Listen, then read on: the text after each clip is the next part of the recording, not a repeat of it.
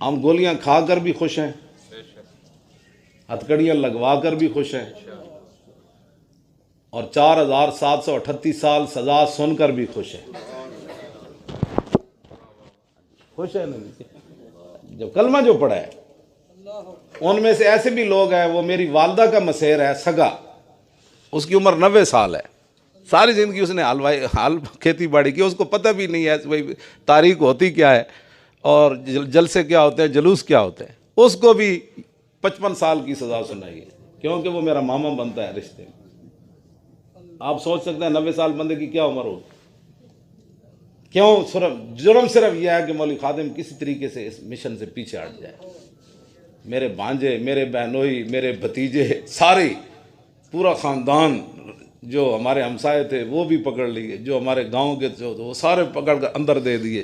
भाई क्या जी जुर्म क्या है? कहते हैं जुर्म यह है कि मौलवी खादिम के रिश्तेदार हैं, और तो कोई उनका जुर्म नहीं। वो मुझे पहले बेचारे कहते थे, जब मैंने बातें करता था ना, मेरे रिश्तेदार कहते थे तू सानू ही मरवाएगा। ये कहते सन सारे मैं कहने जी तू गल्लां करना तू मरवाएगा सानू ही।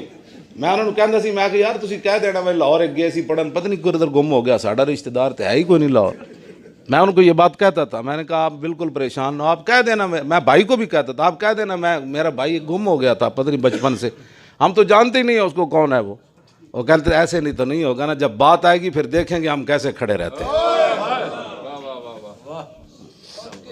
हाँ, और बूढ़ों को भी मिलकर आया मेरा बेटा, वो कहने लगे उनको मौलाना को कहना परेशान नहीं होना, हमारी वजह से नहीं होना, बाहर भी मरना था अंदर भी मर जाएंगे।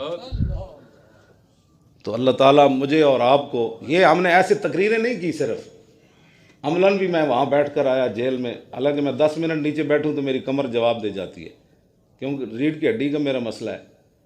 तो वहाँ मैं 6 महीने नीचे बैठा रहा, इन्होंने चारपाई तक भी मुझे नहीं दी।